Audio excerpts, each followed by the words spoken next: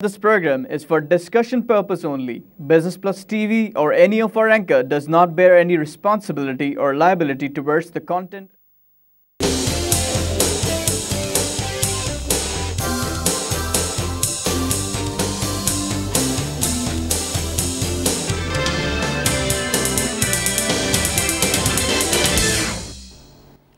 नाज़रीन, welcome to the market show. मैं हूं अली नासिर। आज जिस मौजू के ऊपर हमने गुफ्तगू करनी है जनाबे वाला, वो टैक्सेशन पॉलिसी है। उसके साथ साथ हम कोशिश करेंगे थोड़ा सा अमन व अमान के मुतालिक भी बात कर लें, और कुछ हमारे मुल्क के अंदर जो इंफ्रास्ट्रक्चर के काम होने चाहिए उनके मुतालिक भी बात करेंगे। मजमूई तौर पर टैक्सेशन पॉलिसी से जो आगाज़ करेंगे गुफ्तगू का। मेरे साथ बड़ी अहम मेहमान आज शामिल गुफ्तगू होंगे। जनाब अतीक मीर साहब चेयरमैन हैं ऑल कराची ताजिर इत्तेहाद के। मज़ीद किसी तारुफ के मोहताज नहीं है, क्योंकि टेलीविज़न प्रोग्रामों के अंदर इतना ज़्यादा तशरीफ़ लाते हैं, मेरे ख्याल सियासतदानों के बाद इनका नंबर आता है। वेलकम करूँगा सर आपको शो में। थैंक यू, शुक्रिया सर। हुकूमत ने आपके लिए इतना बेहतरीन काम किया, आपको एक तोहफ़ा दिया, आप किसी तरह रेगुलराइज़ कर लें अपने अकाउंट्स, उसके लिए एमनेस्टी स्कीम का नाम इस्तेमाल नहीं करता। बेहतरीन किस्म की पॉलिसी आपको मुरतब करके दी। अब आप अपना वर्किंग कैपिटल जो है वाइट करवा लें, लेकिन आप लोगों ने हुकूमत का साथ नहीं दिया। महज चंद लोगों के अलावा और किसी ने इस स्कीम का फ़ायदा नहीं उठाया। हुकूमत ने आपके लिए इतना कुछ, इतनी शाबाशियाँ ली। बैनुल-अक़वामी मालियाती इदारे वालों ने आकर उनको शाबाशी दी। आज मैंने सुना है कि बैनुल-अक़वामी लंदन स्कूल ऑफ इकनॉमिक्स की एक टीम तशरीफ़ लाई और हुकूमत की माशी पॉलिसियों की तारीफ़ की, और एक आप हैं, आपको समझ में नहीं आ रही, आप उनके रजिस्टर ही नहीं कर रहे अपने आप को। या तो हुकूमत समझा नहीं सकी या हमारी समझ में कोई कमी है। अच्छा, असल में जब भी आगे चलने के लिए आप कोई पॉलिसी लाते हैं, कोई इक़दाम करते हैं, कोई एक नया पैकेज देते हैं, तो जो गुज़िश्ता आपकी खामियां या गलतियां रही होती हैं, यकीनन वो उस पॉलिसी पे असरअंदाज होती हैं। अच्छा, जैसे कुछ अर्से पहले अगर किसी ने किसी को बॉक्स में बम पेश किया हो और नेक्स्ट टाइम वो उसी बॉक्स, वैसे ही बॉक्स में फूल पेश करे, तो ज़ाहिर है जिसे वो पेश कर रहा है उसको तहफ़्फ़ुज़ात तो होंगे।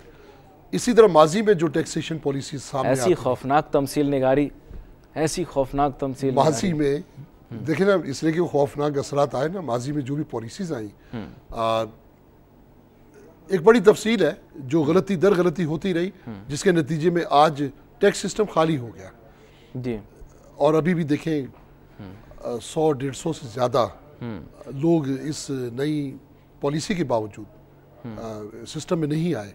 तो उसकी बुनियादी वजह तो यही है कि लोग देख रहे हैं कि इसमें एतराज़ करने वाली बहुत ज़्यादा कुछ बातें नहीं हैं, लेकिन हर आदमी एक सवाल करता है कि 2018 में जब हम आखिरी गोशवारा दाखिल करेंगे, आप फिर उसके बाद 19 में क्या होगा?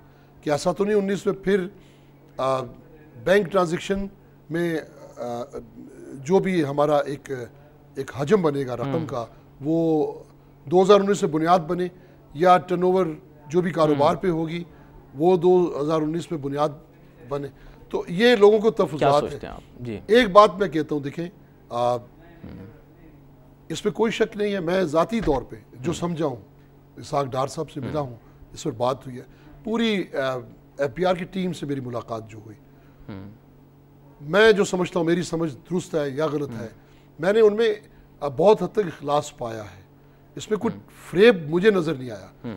हाँ, ऐसा हो सकता है कि एक सिस्टम के अंदर कुछ ऐसी चीज़ें, ऐसी शिक़ें शामिल हो जाएं जो टैक्स पेयर के लिए, ताजिर के लिए, इंडस्ट्रियलिस्ट के लिए शायद कोई अंदेशे का सबब हो कि ये आइंदा चल के उसके लिए मुश्किलात पैदा करे। उसके लिए मैंने बहुत लोगों से कहा है कि इसको स्टडी करें, इसको देखें, लेकिन भैया आपके फहम में मैं समझ नहीं पा रहा। बात यह है कि आपको क्यों इस बात की समझ में नहीं आ रही। ये आपके लिए डिज़ाइन किया गया है, इसके अंदर आपको वर्किंग कैपिटल की छूट है, आपके लिए ताजिरों के लिए डिज़ाइन किया गया है। आप अभी भी कह रहे हैं कि आपके जहन में सवालात हैं, तहफ़्फ़ुज़ात हैं, इतनी इसके ऊपर इतनी मीटिंगें जो हुई हैं, उन मीटिंगों के अंदर आप नहीं गए, आपने खुद बात नहीं की इसाक डार साहब से कि जी ये जो स्कीम है ये इस तरह से होनी चाहिए। अब आप जो है वो आपके जहन में सवालात आ रहे हैं। देखिए, इसके बावजूद कि मैं किसी भी जितनी मीटिंग्स पे गया, एक बड़ी खामी रही FBR में भी कि इस्लामाबाद बुला लेना, उसके बाद कहना कि अभी इसमें कुछ काम बाकी है, और उसके बाद अधूरी मीटिंग ख़त्म हो जाना, आप कितनी दफ़ा जा सकोगे? एक दफ़ा जाओगे, 2 दफ़ा जाओगे, 4 दफ़ा जाओगे। मैं आखिरी दफ़ा तो ये क्या कि उठा कि आपके पास कुछ देने के लिए है नहीं, नेक्स्ट आना तो वक्त का ज़िया है। तो फिर मैं नहीं गया। फिर कुछ लोगों ने मीटिंग की, बहरहाल मैं नहीं कहता कि उनसे मीटिंग क्यों की गई, लेकिन उसके नताइज में कुछ बातें हैं मुस्बत हैं, मैं अप्रिशिएट करता हूँ। मिसाल के तौर पे जैसा आपने कहा कि एक रकम का वाइड करना, ये भी क्योंकि जब भी आप कभी स्क्रूटनी में आते हो तो ये रकम ही आपकी पकड़ की बुनियाद बनती है कि ये टर्नओवर है, टैक्स इतना है, आमदनी इतनी है। दूसरी बात, वो तफ्तीश तमाम तर ख़त्म हो गई, फिज़िकल ऑडिट से जान बच गई। फिर एक 5 करोड़ तक की रकम का वाइड करने का एक आपको ऑप्शन मिल गया। सबसे बड़ी बात गोशवारा, जो कि एक दुश्वार अमल था, जिसके सवाल के जवाब लिखते हुए यही अंदेशा लाक रहता था कि ये हमारी पकड़ की बुनियाद बन जाएगा, वो सब कुछ ख़त्म करके यकसफाती गोशवारा तरतीब दिया गया। मैं अप्रिशिएट करता हूँ, बहुत बेहतर बातें हैं। 2018 तक हर तरह की तफ्तीश से, फिर सबसे बड़ी बात विथहोल्डिंग टैक्स से आप निकल जाते हो, जो उस वक्त सबसे बड़ा मसला है। लेकिन मैं फिर वहीं पर आता हूँ कि इसे बातदरीज इसे देखना है, इसको राइज करना है। इसमें अब भी कुछ ऐसी बातें हो सकती हैं जो ताजरों के लिए, टैक्स पेयर के लिए शायद किसी खौफ का बाइस हो, अंदेशे का बाइस हो। तो 25 तारीख को हारून अख्तर साहब जो मुशीर हैं टैक्सेशन के, वज़ीर आज़म के, वो FBR की ऑफिस, इनकम टैक्स ऑफिस में तशरीफ़ ला रहे हैं। ताजरों की उसमें एक बड़ी तादाद शरीक होगी। उम्मीद है उसमें कोई हल निकल आएगा। मैं चाहता हूँ कि देखें, ये शर्म आती है सोच के, ये हमारे लिए गाली है जब कोई कहता है कि 20 लाख 22 लाख लोग तिजारत कर रहे हैं और टैक्सेशन में 8 लाख भी नहीं है, 7 लाख भी नहीं है। ये गाली है। ये दूसरे लफ्ज़ों में आप कह सकते हो कि ये एक चोरी है कि आप कमाते हो, सिस्टम में आने से गुरेज करते हो, टैक्स नहीं देते हो। तो मैं समझता हूँ ये गाली है। तो मैं कभी नहीं चाहूँगा कि ये सूरत हाल रहे। मेरी अपनी एक आरजू है, अपनी एक उमंग है, मेरी ख्वाहिश है कि इस मुल्क में एक बेहतर रिश्ता उस्तवार हो टैक्स देने वाले का और टैक्स लेने वाले इदारों का। ये जमूद रहेगा। देखें, अभी भी एक ताजरों का बहुत बड़ा तबका है जो महज इस बुनियाद पर एहतजाज कर रहा है कि उनका कहना है कि हमने पहले दिन से ये डिमांड रखी थी कि बैंकों में जब तक ये 0.3% या 0.6% की तलवार रहेगी, किसी सिस्टम को हम कबूल नहीं करेंगे। ये उन्होंने शर्त रखी थी। वो 8-10 कन्वेंशन मुल्कगीर सतह पे बुलवा चुके हैं। मैं समझता हूँ उनके भी खदशात को दूर कर रहे हैं। मेरे ख्याल से सर, मैं आपको सच बताऊँ, मेरा ऐसा अंदाज़ा है कि ताजर सनतकार जो हैं वो इस चीज़ के आदी हो चुके हैं कि उनके साथ ज़बरदस्ती की जाए, ज़बरदस्ती टैक्स लिया जाए। जो ज़बरदस्ती लेगा तो फिर दे देंगे, नहीं लेगा तो कोई बात नहीं। और अगर ये लोग लगे रहेंगे, जो इनकी मर्ज़ी में आता है ये कर लेते हैं, टैक्स लगा देते हैं, आप लोग कुछ कहते ही नहीं। ज़बरदस्ती के टैक्स आप खामोशी से दे देते हैं, और अगर कोई निज़ाम के अंदर आना हो तो वो फिर मुश्किल। देखें ज़बरदस्ती के टैक्स कितने सारे लग गए, वो आप पर तो नहीं लगे, हम पे लगे। GST जो है वहाँ पे लग गई, आप पे तो लगी। मतलब ताजरों की बात करूँ, आप तो हमेशा उसके बारे में बात करते हैं कि इसको कम करना चाहिए। और लेकिन मैं वैसे बता रहा हूँ कि ताजिर सनतकार बिरादरी की जब बात करते हुए तो वो कहते हैं चलो आवाम पे लग रहा है, जाने दो। ये गलत है, इस तरह नहीं होना चाहिए। इनडायरेक्ट टैक्सेशन नुकसानदेह है आपके लिए भी, हमारे लिए भी। देखिए, मुनसिफाना टैक्स पॉलिसीज़ होनी चाहिए और इस सिस्टम को दूर करने के लिए एक बाकायदा एक तरवीज होनी चाहिए कि ऐसे निज़ाम की जो आम लोगों के लिए हो। दूसरी बात, जब भी कोई आसान कोई पॉलिसी आती है, जैसा ये स्कीम है सेल्फ असेसमेंट की, कि इसमें एक सफ़ा है, आपने उस पर रकम लिखनी और जमा करवा देना। तो लेकिन सर, खादिम एक आपसे सवाल करना चाहता है। बात ये कि सेल टैक्स जो लगता है आपके मुल्क के अंदर, इनडायरेक्ट टैक्स, वो बुनियादी तौर पर क्या करता है कि जो चीज़ आप बेच रहे हैं उसकी कीमत को बढ़ा देता है। गोरा बड़ा होशियार है, उसके साथ काफ़ी अरसे पहले उस चीज़ को समझ गया था कि इसको इनकम टैक्स की सूरत में दे देना, यानी डायरेक्ट टैक्स में दे देना बेहतर है, ना कि सेल्स टैक्स से। उसके अपने कारोबार पर भी खर्च पड़ेगा और मजमूई तौर पर मईशत पर भी खर्च पड़ेगा, महंगाई भी बढ़ेगी और आवाम भी पिसेगी। आवाम पर मतलब उसका बोझ ट्रांसफ़र होगा। ये बेसिकली सेल टैक्स आपको ऐसा लग रहा है कि ये आवाम से लिया जा रहा है, दरअसल ये जा पूरी मईशत से रहा है। इनडायरेक्ट टैक्स जो है, it is affecting the whole system. ये तो है ना एक बात कि देखिए कहाँ का खिला है, कहाँ का खामी है, कहाँ कहाँ काबिल इस्लाह मामलात हैं, ये बड़ी लंबी तफसील है। आप अपने मुल्की और गैर मुल्की कर्ज़ों की अगर उसका जो हजम देखें, उस वज़न को महसूस करें, तो मेरा ख्याल है कि आप इससे बड़ी बात क्या है। फिर प्रोग्राम नहीं कर पाएंगे, उसके बारे में इतना सोच लेंगे तो बिल्कुल परेशान हो जाएंगे। हम जो भी बातें करते हैं बाल बाल मेरे ख्याल कर्ज में एक तरह से पैदा होने वाले हर यकीनन ये फिर एक कर्ज भी कौन सा है, सूदी कर्ज है। फिर हम दूसरी तरफ निकल जाएंगे कि सूदी कर्ज है, इससे निकलना किसी सजा के बगैर, किसी वबाल के बगैर, किसी अजाब के बगैर बहुत मुश्किल है। इसलिए कि बड़ी गहरी गहरी बातें करनी इस कर्ज से आप अगर कल हाथ उठाते भी हैं तो तौबा की बात उठाएंगे। आपको तौबा करनी है अपने गुज़िश्ता इस इक़दाम की कि आप अमाल इस तरह के तौबा करने के बाद भी कर्जा लेना पड़ेगा। नहीं, वैसे बता रहा हूँ कि ये जो मतलब जो अगर देखा जाए तो जो अमाल हैं with respect to the economy and financing of our physical deficit, our budget etcetera, तो आपको तो वापस जाना पड़ेगा मांगने के लिए। हम तो पड़ेगा आप क्या अब अगर उस तरफ निकल जाएंगे जो आप फरमा रहे हैं तो पता नहीं मैं किस किस बात पे बहस करनी होगी। नहीं, मुख्तसर कर दें चूंकि आपने बात कर दी इसलिए उसका मुकम्मल करना तो जरूरी है। मैं अब भी ये चाहता हूँ कि हुकूमत के लिए कुछ करने के काम ऐसे हैं कि बाकी बातें खुद दुरुस्त हो जाएंगी। IMF के कर्जे का वज़न कम करे और आइंदा एक ऐसी पॉलिसी बनाए कि नागुज़ीर हालत में वो कर्जा लेना पड़े। वो कि वो तो अब भी कहते हैं कि हालत नागुज़ीर है। दूसरी बात वो पॉलिसी बनाई है ना, टैक्सेशन। दूसरी बात वो जान कहते हैं हमारी जान छूटेगी जब ताजर में टैक्स। आप सुने तो सही। दूसरी बात ये कि आप एक टैक्स देने वाला और वो जो नॉन फाइलर है जो टैक्स सिस्टम में नहीं है, दोनों में एक तफरीक रखें। एक छोटी सी बात है, अगर आप टैक्स पेयर हैं, आपको कोई मामूली किरायों में सहूलत ही मिल जाती है, एयर टिकट पे, रेलवे पे या दीगर, मैं समझता हूँ ये आप समझो कि ये इंसेंटिव्स हैं जो आपको टैक्स नेट में आने की दावत देते हैं। इस मैंने एक मिसाल दी है, ऐसे और भी बहुत कुछ हो सकता है। इसलिए कि जो टैक्स नहीं देता, जो सिस्टम में नहीं है, वो ये कहता है कि मेरा कौन सा काम रुक गया, जो टैक्स सिस्टम में जो मौजूद है उनका हो जाता है। तो ये एक फ़र्क होना चाहिए। दूसरी बात जो आपने मेरी बात बीच में काट दी, मैं कहता हूँ दुनिया में जो लोग टैक्स सिस्टम में नहीं आते, एक मुरवजा और मकबूल पॉलिसीज़ के होते हुए उनके लिए कितनी सख्त कड़ी सज़ाएं हैं। वो आधा कर देते हैं जब पकड़ते हैं, बिजनेसमैन हिल जाता है। कई साल में देखा, लंदन में मैंने देखा कुछ लोगों को, उनसे मैं मिला जिन लोगों ने स्क्रूटनी में आए, उसके बाद उनकी कुछ खामियां सामने आई, वो कई साल तक बहाल ना कर सके अपने कारोबार को। मैं ये कहता हूँ कि आप पहले एक ऐसी पॉलिसी दें जो अक्सरियती तौर पे काबिल कबूल हो, उसके बाद आप चेक एंड बैलेंस रखें।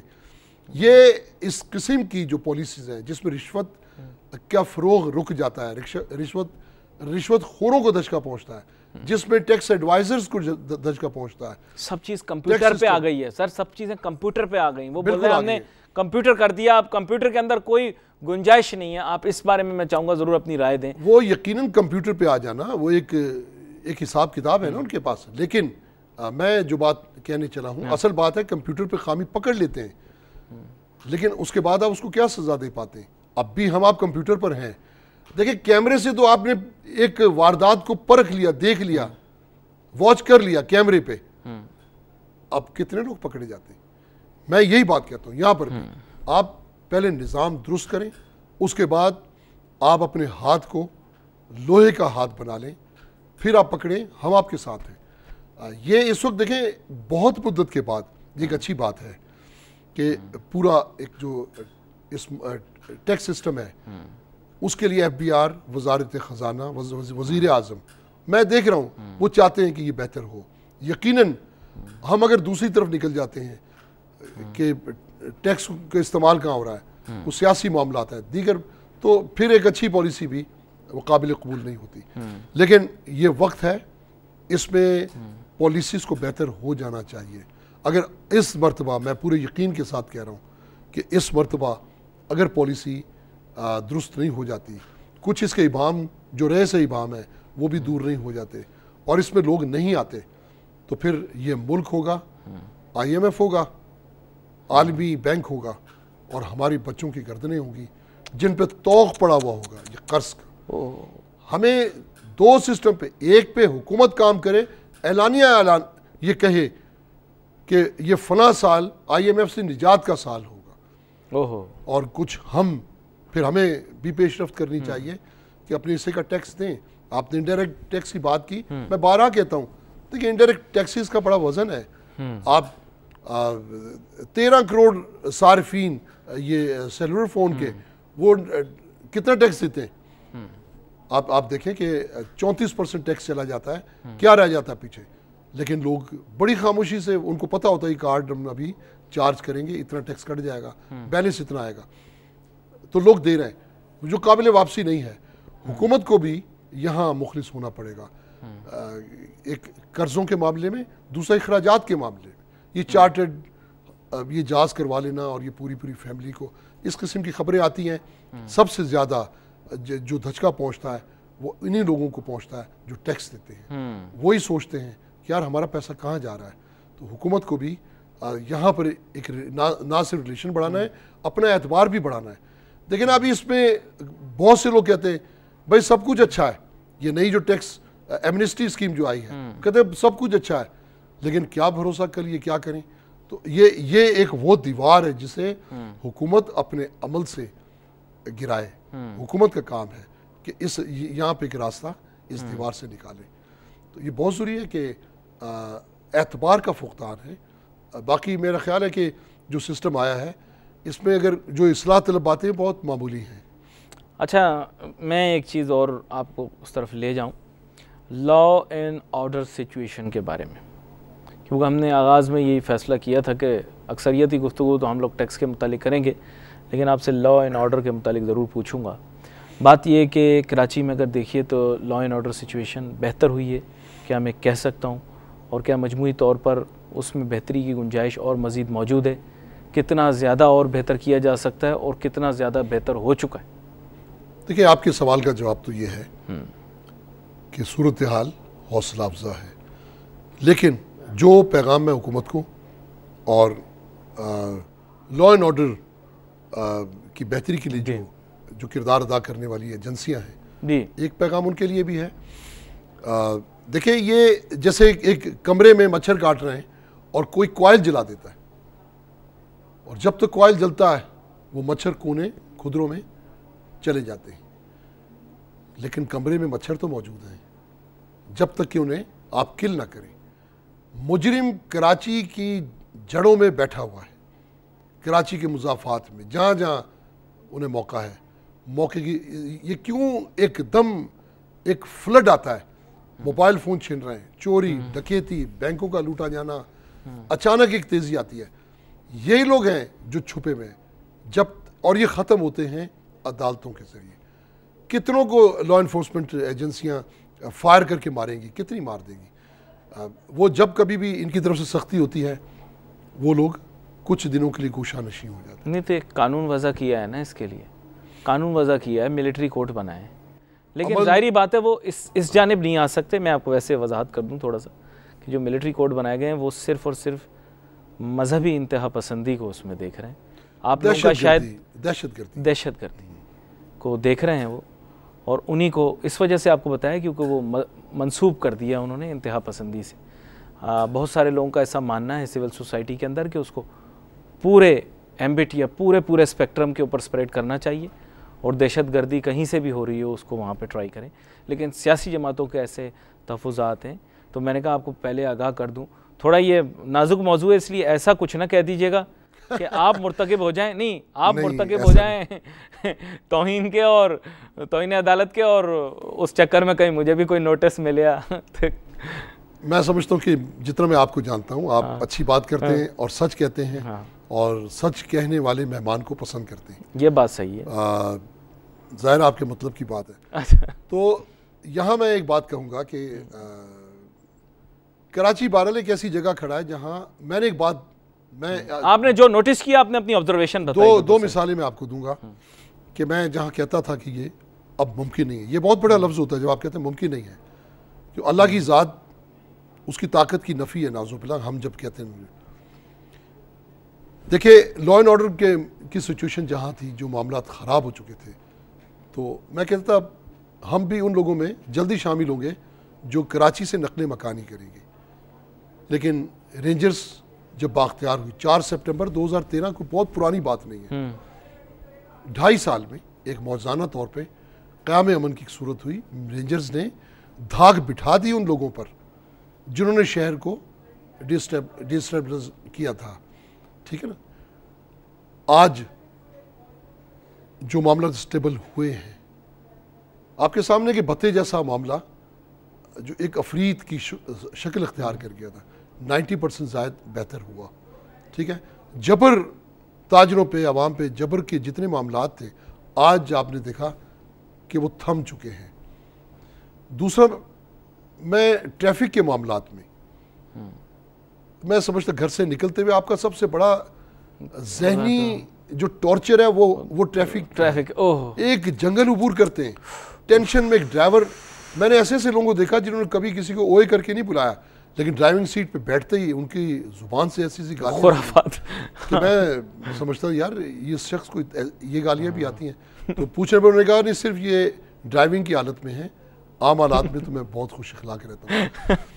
मैंने कराची में बड़ी नाजुक सूरत हाल है गाड़ी चलाते हुए। कराची में बहुत से अफसरान ने ट्रैफिक में बेहतरी लाने की कोशिश की। मैं आपकी इजाज़त से 1-2 लोगों का नाम ले, हाँ ले लें अगर उन्होंने काम अच्छा किया तो शेयर करता हूँ, जिसमें ख़ास तौर पे एम ए जीना रोड के बाज़ हिस्से जो ओल्ड सिटी एरिया के करीब, फिर अल्लाह वाला मार्केट के सामने, जामा क्लॉथ मार्केट के इतराफ, सदर, इन्हें जिस तरीके से एक ताहिर नूरानी एडिशनल DIG ट्रैफिक और अमीर शेख साहब DIG ट्रैफिक, मैंने देखा कि इनकी काविशों से, इनकी सख्तियों से इन्होंने उन इलाकों को जिस तरह फ़ाल किया, तो कराची में इससे भी नज़रअंदाज ना करें कि इस तर्ज पे काम हो सकता है, बेहतरी लाई जा सकती है। और मज़ीद भी इस मौजू पर बात करेंगे, लेकिन एक छोटी सी ब्रेक लेनी है। ब्रेक के बाद नाज़रीन वापस हाजिर होते हैं, अपनी गुफ्तगू जारी रखेंगे। Let's take a short break.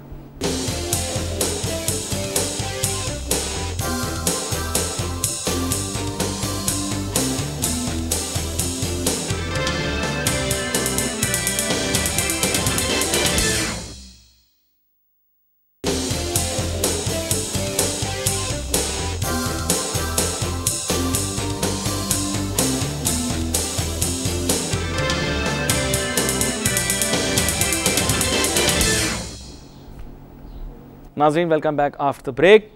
गुफ्तगू हमारी जारी थी। ब्रेक पे जाने से पहले बड़ी अहम गुफ्तगू हो रही थी हमारे मुल्क के अंदर लॉ एंड ऑर्डर सिचुएशन और बिलखुसूस कराची शहर के ऊपर, और हमारे साथ मेहमान मौजूद हैं। अतीक मीर साहब किसी तारुफ के मोहताज नहीं है। ब्रेक पे जाने से पहले आपने बताया कि जुर्म के अंदर शहर कराची के अंदर बहुत ज़्यादा कमी हुई है, ताहम गुंजाइश मौजूद है बेहतरी की, लेकिन पहले से जो बड़े जराइम हुआ करते थे उनके अंदर बहुत ज़्यादा खातिर खा कमी आई, और ताजर जो हैं जो पहले नकल मकानी का सोचा करते थे, अब वो दोबारा से यहाँ पर कारोबार भी करना चाहते हैं, यहाँ पर रहना भी चाहते हैं, और इस बेहतरी की वजह से कारोबार में फ़रोग़ भी हो रहा है। आप काफ़ी अरसे से बता रहे हैं ये प्रोग्रामों के अंदर कि कारोबार बेहतर हुआ है। अच्छा, यकीनन जब कभी सियासी इन्हितात सामने आता है, कोई शोरिश नज़र आती है, सबसे ज़्यादा सेंसिटिव तबका इन्वेस्टर्स का है, और जब इन्वेस्टर्स हाथ रोकता है तो जिस तरह दरिया का बहाव रुक जाता है, नदी नाले खुश्क होना शुरू होता है। इस वक्त कराची में सूरत हाल यही है। मेरा ख्याल है कि ऊपर से कोई अच्छी खबर नहीं है। कुछ सियासी तौर पे कराची में समेत पूरे मुल्क में वो स्टेबिलिटी नज़र नहीं आती। बहुत बड़ी बात कर रहे हैं आप, जिसके आम सी बात है, बड़ी क्या है सर, बड़ी क्या, हम रोज़ शाबाशियाँ ले लेके थक गए। हुकूमत पाकिस्तान जिसके आगे जाती है यूँ मुंडा आगे कर देती है, भाई थपका दो मुझे। वो कहते हैं जी हमें अंग्रेज़ों ने भी थपथपा दिया, हमें वर्ल्ड बैंक ने भी थपथपा दिया, हमें IMF ने भी थपथपा दिया, लंदन स्कूल ऑफ इकोनॉमिक्स ने भी थपथपा दिया, बैनुल-अक़वामी क़ुव्वतें भी हमारे मुतालिक जो है वो अच्छी बातें करती हैं। देखिए, मैं जानता हूँ कि आप बादशाह नहीं हैं, लेकिन अगर आप ताज पहन के मेरे सामने बैठ जाएंगे तो मैं आपको बादशाह कैसे मानूंगा? तो ये थपथपियाँ लेने से और ये आशीर्वाद लेने से मेरा ख्याल है कि ये फजूल सी बातें। मैं तो बादशाह वाली बात आपने डायरेक्ट मारी है किसी को, आप आपने बादशाह वाली बात किसी को डायरेक्ट मारी, खैर जिसको लगनी थी लग गई। हाँ, कहने का मकसद ये है, अब ये हुकूमत करोड़ों रुपए के इश्तिहारात भी देती है, हालांकि वो उसमें 2 फ़ायदे होते हैं। एक तो जिस चैनल को इश्तिहारात मिलते हैं वहाँ तनकीद कम हो जाती है। दूसरा ये कि हुकूमत अपने आप को भी धोखा देती है कि हमारी मतलब ये शाबाशी हो गई और एक डींगे मार दी, कौमी ख़जाने को नुकसान है। यही रकम अगर, यही पैसा अगर कराची के इंफ्रास्ट्रक्चर पे लगा दें तो हम कचरे से को फलांग के जो कारोबार पे जाते हैं फिर उसी ताफुन में घर पे आते हैं। भाई स्टेप 1 तो ले लिया ना, आप देखें स्टेप 1 लिया, बदउनवानी और बेज़ाब्तियों के ख़िलाफ़ वफाकी हुकूमत ने इक़दामात लिए हैं जिनकी वजह से इस मुल्क के अंदर रिश्वत और बदउनवानी बेज़ाब्तियों का जो बाज़ार गर्म था वो थमा है। देखिए बदउनवानी का बाज़ार कहाँ थमा है, ये क्यों आप लोगों को गलत पैगाम देते हैं? भाई रोज़ मीडिया के अंदर आती है बात, फलां को पकड़ लिया, फलां को ये कर दिया, फलां को वो कर दिया। जिन हाथों से आलूदगी साफ करनी है वो हाथ ही आलूदा हों, ये GIT बनती है, मुजरिम करार पाता है, उसी GIT में शामिल अदालत में कहते हैं ये बेकसूर है। क्या है ये इंसाफ है, ये तफ्तीश है, ये बदउनवानी का खात्मा है। आप बात करते हैं ये नैब की, नैब में क्या सूरत हाल है, कितना दबाव काम करने वालों के ऊपर। कोई कहता है हमारी मर्जी का फैसला हो, कोई कहता है हमारी। तो ये लोग क्यों बार बार फौज की तरफ जाते हैं? जमहूरियत की अगर ये शक्ल रहेगी कि अदलिया, लोग कहते हैं अदलिया को मोतल कर दिया परवेज़ मुशर्रफ ने, तो अब अदलिया के साथ क्या है? अदलिया के फैसले कहाँ हैं? कोई मुजरिम तो बहुत सामने आ रहे हैं, सज़ा कितनों को मिल रही है? ये नाइंसाफ़ी है। मैं समझता हूँ ये हमारे लिए, अवाम के लिए, ताजरों के लिए, मुल्क के मुस्तकबिल की खुशहाली का ख्वाब देखने वालों के लिए ये अच्छी नवीद नहीं है। सज़ा मिलनी चाहिए। मुजरिम करार दे दिया तो फिर सज़ा भी मिले, जब तक सज़ा नहीं मिलेगी नहीं। लेकिन इससे जो है ना, असल में बात यह है कि एक चीज़ मैं ये बताता चलूँ जाते जाते, मतलब ये इसमें मौजू बदलते हुए, वो ये है कि एंटी करप्शन और एंटी ग्राफ्ट की वजह से जो है वो काफ़ी बेनिफिट इस हिसाब से रहा है कि इकोनॉमिक एक्टिविटी जो है उसमें अब थोड़ी प्योरिटी आई। लेकिन चलें, एक और प्रोग्राम रखूँगा जो इसी मौजू पर रखूँगा। अब टैक्स की जानिब आपको दोबारा से वापस लेकर आता हूँ। इतनी बेहतरीन पॉलिसियाँ, लोग कह रहे हैं, सवालात आ रहे हैं सोशल मीडिया के ऊपर कि अतीक मीर साहब से पूछें हुकूमत की, या मस्बत का लफ्ज़ उन्होंने इस्तेमाल नहीं किया, उन्होंने कहा टैक्स वसूली का निज़ाम जो है उसमें जो तब्दीलियों के मुतालिक अतीक मीर साहब गुजारिश कर रहे थे या बात कर रहे थे कि बिलखुसूस उसकी जो कलेक्शन है उसके अंदर ट्रस्ट का रिलेशनशिप बिल्ड करना चाहिए। तो ट्रस्ट के रिलेशनशिप को बिल्ड करने के लिए कोई काम आपको हुकूमत की जानिब से होता दिखाई दे रहा है कि वो आपको अप्रोच करें और पॉलिसी तो ले आए, ट्रस्ट रिलेशनशिप यानी आपका भरोसा जीतने के लिए उन्होंने क्या क्या काम किए? देखिए, इसमें जिस तरह कहा कि जो कुछ भी 2018 तक जो भी टर्नओवर होगी या बैंक में जो ट्रांजैक्शन होगी, इसे मुस्तकबिल में बुनियाद नहीं बनाया जाएगा। इसके लिए अगर जिस पार्लियामेंट से ये मंजूर करवाया गया, इस किस्म की एश्योरेंस अगर दी जाती है और उसके लिए बाकायदा एक कानूनी शक्ल मौजूद पेश की जाए, तो मेरा ख्याल है कि नेट में आने में कोई कबात नहीं है। इसलिए कि हमारा माजी में देखें, माजी में जो टैक्स नेट को या सिस्टम को जिस चीज़ ने डिस्ट्रॉय किया, जिसने खाली कर दिया, वो यही खौफ था। दुनिया में कहीं पर भी एक तो गैर मुनसिफाना शरह हो, जालिमाना तरीका कार हो, रिश्वत को फ़रोग़ देने वाला तफ्तीश का एक अंदाज हो, तो वो पॉलिसी नहीं चलती। आपकी बातों को सुनकर एक ताजिर ने एक सवाल भेजा है। उन्होंने सवाल ये भेजा है कि अतीक मीर साहब से ही पूछिए, नाम उन्होंने कहा है ना लें, लेकिन उन्होंने कहा है कि अतीक मीर साहब से पूछिए कि जो दुकानदार हैं, छोटे दुकानदार बिलखुसूस, और आपकी डोमेन में आने वाले वो लोग जो आपके साथ काम करते हैं, उन्होंने कहा कि साहब वो दुकान के आगे सामान रखते हैं उसका टैक्स देते हैं, साइन बोर्ड लगाते हैं उसका टैक्स देते हैं, फलां का टैक्स देते हैं, फलां का टैक्स देते हैं। कहते हैं कितने टैक्स देंगे, इसका ज़रा पहले तयन करते हैं कि टैक्स कितने देने हैं, ये भी देना है, वो भी देना है, इधर भी देना है, उधर भी देना है। तो वो कह रहे हैं ये इसका ज़रा पूछें। देखिए, हमने इब्तिदा में बड़ी तफसील से बात की है आपके प्रोग्राम की इब्तिदा। जी जी जी। मेरे दोस्त अगर वो ना सुन पाए तो मैं कहूँ कि इनडायरेक्ट टैक्सों का इतना बड़ा एक वॉल्यूम बन चुका है जी, कि जिसके बाद मेरा ख्याल है डायरेक्ट टैक्सेस का तो जवाज़ नहीं होता। और डायरेक्ट टैक्सेस में यानी मैं नहीं वो आपने बताया। जी जी। और डायरेक्ट टैक्सेस में जो इंदराज है, जो आप गोशवारा पेश करते हैं, उसमें यकीनन वो कटौती की गई वापस होती है। यहाँ तक कि आप जो मोबाइल फ़ोन पे जो टैक्स देते हैं वो भी काबिल वापसी है। है। लेकिन चूंकि ये जो स्कीम आई है, इसमें उन्होंने इसको बड़ा एक आसान और मुख्तसर कर दिया है कि चलें इस तरीके से आप वापस तो आएँ, अगले सालों में फिर आप एक रेगुलर स्कीम में जब आएंगे। लेकिन इनका चूंकि सवाल ये था कि कितने टैक्स दें, कितने टैक्स तो दें, मैंने तो एक बात कही है कि टैक्स देने वाले को जब तक कोई इंसेंटिव्स नहीं होंगे, टैक्स ना देने वाला और टैक्स देने वाला वो एक ही जगह पे खड़े हैं, ये तखसीस है, नाइंसाफ़ी है।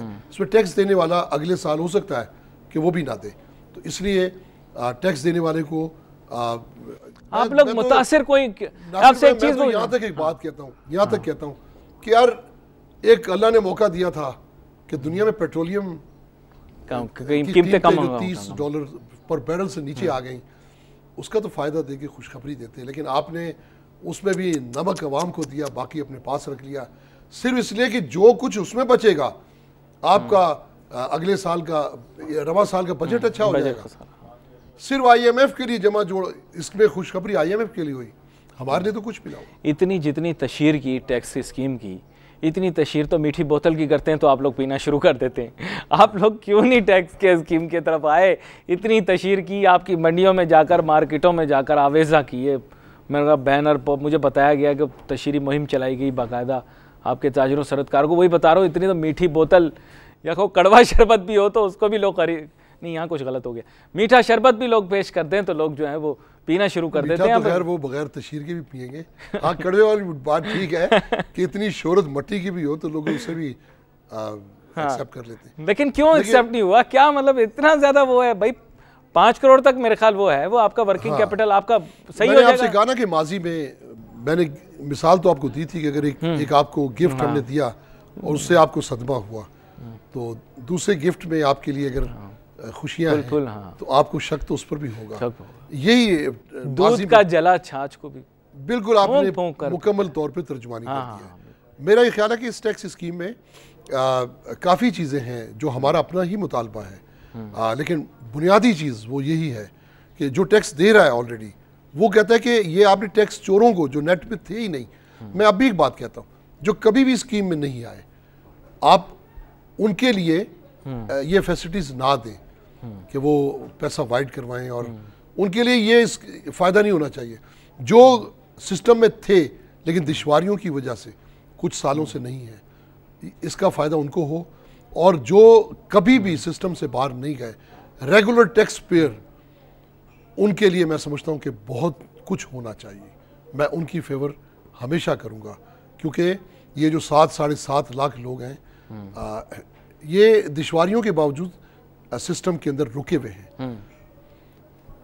तो ये आप ऐसा महसूस करते हैं कि उनको अप्रिशिएट करना बहुत ज़रूरी है और उनके तहफ़्फ़ुज़ात दूर करना बहुत ज़रूरी है, लेकिन आपको पता है कि वो जो बड़े ताजिर हैं वो इस चीज़ से ख़ाइफ़ होंगे कि ये छोटे ताजिरों के लिए स्कीम बनाई गई, और लेकिन फिर भी आप खैर उसको यूटिलाइज़ नहीं कर सके, क्योंकि लेकिन वो दावा तो बड़े ताजिर यही करते हैं। जैसे फेडरेशन ये कहती है कि हमारी तजावीज़ थी, कराची चैम्बर कहते हैं कि हमारी तजावीज़ थी, मैं इस्लामाबाद में दीगर इस्लामाबाद उनकी तजावीज़ थी, इसमें उनकी तजावीज़ थी, मैं इस्लामाबाद में दीगर चैम्बर्स के लोगों से मिला, उन्होंने भी कहा कि हमने तजावीज़ पेश की हैं कि इन्हें आसान और सहल किया जाए।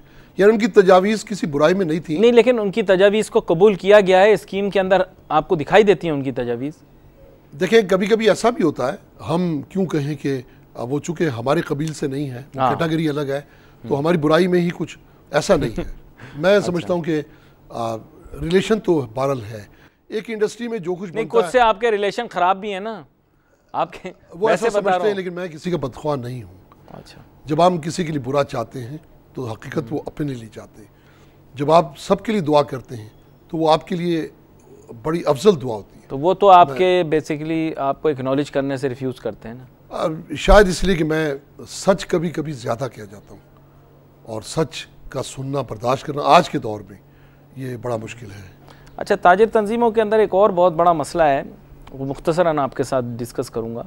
मसला ये है कि वो अपने ज़ाती मुफादात का पता नहीं लगता, वो जो ओहदेदारान हैं उनके, और तंजीम के मुफादात का पता नहीं लगता कि वो क्या है, और इज्तिमाई मुफादात मुल्क के जो हैं वो तो कहीं और ही कहीं रह जाते हैं। तो ये कुछ कन्फ्यूजन रहती है। मुख्तसरन मैं चाहूँगा इस बारे में आप बताएं, ख़ास तौर पे टैक्स तजावीज़ हुई या वो, जैसे एक दफ़ा कोई ताजिर तंजीम है कराची की, मैं ज़्यादा माजरत के साथ कि उसका नाम नहीं लूँगा, पहले दिन उन्होंने कहा बजट बहुत अच्छा है, बहुत खुशियाँ मनाई, आप भी शायद उस प्रोग्राम के अंदर कुछ अल्फाज बोले थे, लेकिन आप तो हमेशा ही ऐसी बात बोलते हैं जो कि शुरू में ही वो मुस्तरद कर देती है उसको। लेकिन आप उन्होंने शायद ये उस वक्त कहा कि खुशाइंद है, बहुत अच्छा है, लेकिन अगले दिन उनको पता लगा कि उन्हीं की अपनी, ख़ास तौर पे उन्हीं की इंडस्ट्री पर टैक्स लगाया गया था।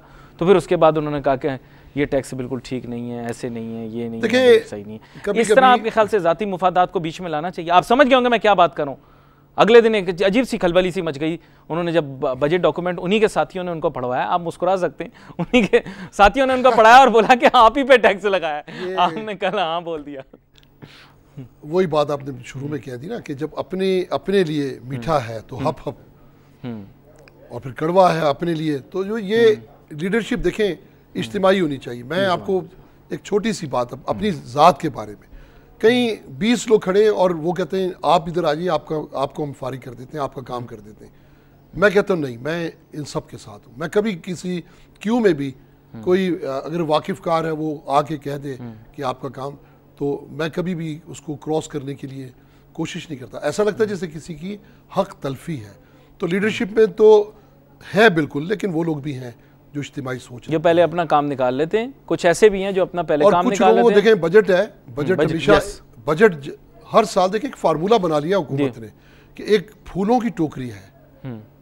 अब ऊपर जब आप फूल चुन लेते हैं, फिर नीचे जब खारजार चीज़ें बाहर आना शुरू होती हैं, फिर वो चिल्लाना शुरू होते हैं ये क्या है।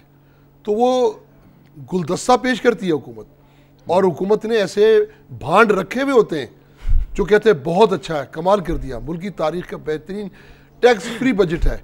और फिर 4 दिन के बाद लोगों की जब चोटें ठंडी होती हैं तो फिर उनको अंदाज़ा होता है नहीं यार। तो देखें कभी कभी जुलाब की जो कैप्सूल बड़ा खुशनुमा होता है, आदमी फाँ के लेता है, लेकिन जब वो अपना असर दिखाता है तो फिर वो गिर पड़ रहे होते हैं। तो ये बजट है। कैसी आपने और किस पर किस तरह की तोहमतें भी लगा दी आपने, और टिचकर भी मार दिए, चोटें भी लगा दी। आखिर में एक चीज़ मेरे जहन में थी, वो ये है कि ये पैसा आपसे वसूल कर लिया टैक्स की सूरत में, अब मसला ये है इसको इस्तेमाल कहाँ करेंगे, ये एक बहुत बड़ा सवालिया निशान होता है। बहुत सारे ताजिर, बिलखुसूस कराची के ताजिर ऐसा महसूस करते हैं कि बजट का एक बेशतर हिस्सा जो है वो यहाँ के टैक्सेस, यहाँ के रेवेन्यू से फाइनेंस होता है, उसकी री इन्वेस्टमेंट भी यहाँ पर होनी चाहिए। तो वो इन्वेस्टमेंट होती दिखाई दे रही है अपनी आंखों से पिछले 2-3 साल से। के साथ आपने एक ऐसा सवाल किया है जिसने मेरे महसूसात शायद आप ना समझ सकें। मैं बहुत ही अहलियान कराची, मेरी बाय बर्थ मैं कराची में हूँ, वैसे मैं कश्मीरी हूँ। कराची के लिए मेरी अल्लाह से दुआ है कि कराची की मट्टी ही मुझे कबूल करे। यानी मैं इस हद तक प्यार करता हूँ कराची से। आज कराची में लोग ये कहते हैं कि हमें ऐसा लगता है ये पाकिस्तान का शहर नहीं है। उरूसुल बलाद हो, उरूसुल बलाद हो, और उसकी शक्ल दुल्हनों जैसी ना हो, और उसका चेहरा मस हो गंदगी से, कीचड़ से, टूटी हुई सड़कों से, ट्रैफिक के बेहंगम विदाउट डिसिप्लिन के बगैर, ठीक है, डिसिप्लिन से। तो ये कराची के साथ कौन पूछेगा कराची को, जिसको घर वाले ना पूछें, यानी मुकामी हुकूमत, सूबाई हुकूमत, जिस पर सोचे भी नहीं, वो झूमते हैं ऐवानों के अंदर, बहस करते हैं, हंसते हैं, ठाठे। लेकिन एक मसला मुझे बता दें कराची का हुकूमत सिंध ने हल किया हो, तो जब अपने ही बेगाने हो जाएं तो हम किससे कहें? क्या हम नेटो से कहें?